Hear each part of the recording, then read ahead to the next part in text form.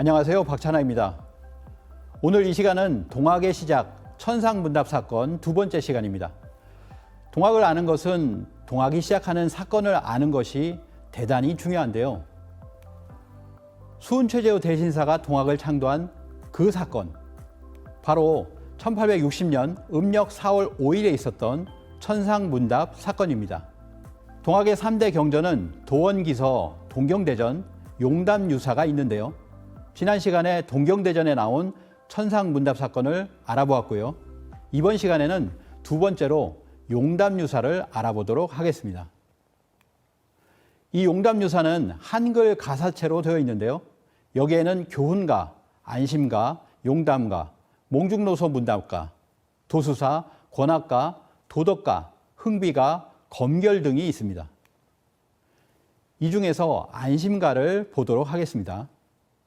안심가에 보면 4월이라 초5일에 꾸밀런가 잠일런가 천지가 아득해서 정신수습 못할러라. 공중에서 외치는 소리 천지가 진동할 때 집안 사람 거동보소라고 해서 집안 사람들이 모두 놀라서 우왕좌왕하는 모습을 생생하게 그리고 있습니다. 경황실색 우는 자식 구석마다 끼어 있고 방구석에는 자식들이 놀라서 울고 있습니다. 그리고 부인의 거동을 보니 자박머리에 행주치마 엎어지며 자빠지며 종종걸음 한창일 때 공중에서 외는 소리가 들립니다. 물구물공 하였어라 호천궁궐 상제님을 네가 어찌 알까 보냐. 이 용담유사 책을 보시면 거기에는 하나님, 하늘님이라고 하는 구절이 굉장히 많이 나옵니다. 그런데도 불구하고 천상문답 사건을 다루는 이 부분에서 그 부분이 상제님이라고 분명히 표시를 하고 있습니다.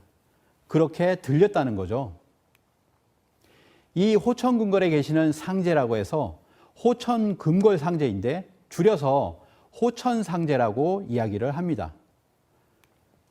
고려사 저료에 보면 고려 초기부터 원구제를 지냈는데요.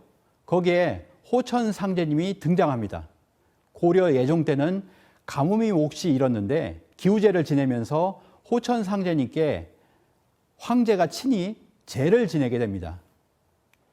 또한 조선시대 말기에는 고종께서 상제님께 천제를 올린 후에 황제의 나라를 선언하고 대한제국을 선포하게 됩니다. 저 앞에 보시면 천제를 올렸던 원구단이 있는데요. 1914년에 일제가 원구단을 허물어 버렸습니다. 그래서 지금은 왼쪽 황궁우만 남아 있습니다. 이 황궁우에는 지금도 위패를 모시고 있는데요. 그 위패에는 정가운데에 뭐라고 쓰여 있냐면 황천상제, 황천상제라고 쓰여 있습니다. 우리가 광개토태왕 비문이나 삼국유사 가락국기를 보아도 황천상제라는 호칭이 나옵니다. 이분이 바로 호천상제이고 옥황상제이고 삼신상제입니다. 이 삼신상제의 원래 호칭은 삼신과 하나 된 상제님으로 삼신일체 상제님이라고 합니다. 그래서 상제님께 제를 올렸던 원구단은 삼신일체 상제님께 올리는 제단이기 때문에 3단으로 구성되어 있습니다. 동학의 3대 경전 중에서 마지막으로 도원기서를 보도록 하겠습니다. 가장 먼저인 1879년에 이 도원기서가 나오게 됐는데요. 정확하게는 최선생 문집 도원기서라고 합니다.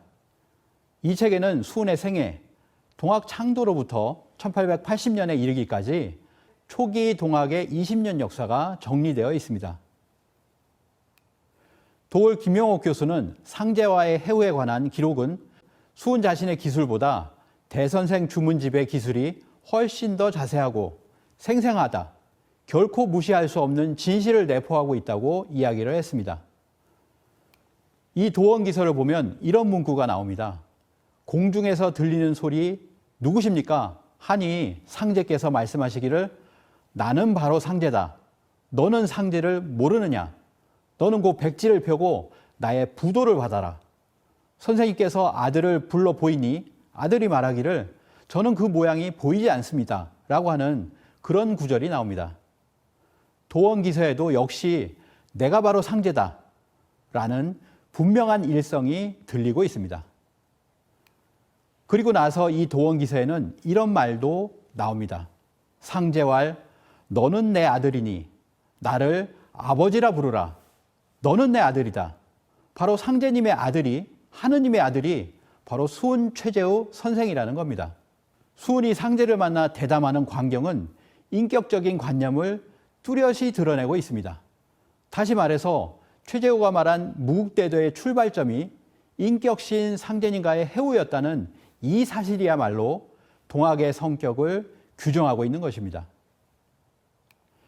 이제 동학의 3대 경전을 총정리해 보겠습니다. 동경대전에는 두려워 말고 겁내지 마라. 세상 사람들이 나를 상제라 이르나니 너는 상제를 알지 못하느냐. 용담유사에서는 물궁물궁하였어라. 호천궁궐 상제님을 네가 어찌 알까 보냐. 도원기서에서는 내가 바로 상제다. 너는 상제를 모르냐라고 해서 이 3대 경전이 모두 수은 최재우 선생이 문답을 한 대상이 상제님이다 라고 명확하게 공언하고 있습니다. 1860년 음력 4월 5일 수은 최재우는 우주의 통치자 하느님 상제님과의 문답을 통해 도통을 받아 동학을 창도했던 것입니다. 이 분명한 사실이 심각하게 왜곡되어 있습니다. 이제는 동학의 본질을 바로 알아야 하는 때입니다. 동학의 창도에는 상제님의 천명이 있었습니다. 이 상제님을 아는 것에서부터 동학에 대한 올바른 이해가 시작됩니다. 도원기서에는 이런 내용도 나옵니다. 개벽 이후에 세상이 혹 상제님을 친히 모시고 문답하고 가르침을 받은 사람이 있었느냐? 내가 헛된 말을 하는 것이 아니다. 세상에 혹 그렇지 않다 하여 헛된 말로 알면 그것은 각기운인 것이다. 수은 대신사는 자신의 말이 뒤로 갈수록 왜곡될 것이라는 것을 알고 있었던 것입니다. 증산도 도전에는 수은 최재우 대신사가 상제님을 만나게 되는 과정과 그 이후의 전개 과정을 드라마틱하게 그리고 있습니다. 최수은이 성경신이 지극하기에 내가 청강서를 내려 대도를 열게 하였더니 수은이 능히 대도의 찬빛을 열지 못하므로 그 기운을 거두고 신민년에 직접 강세하노라. 1864년에 수은 선생이 돌아가시고 신민년 1871년에 상제님이 직접 강세하셨다는 말씀입니다. 증산도 도전 2편 30장을 보겠습니다.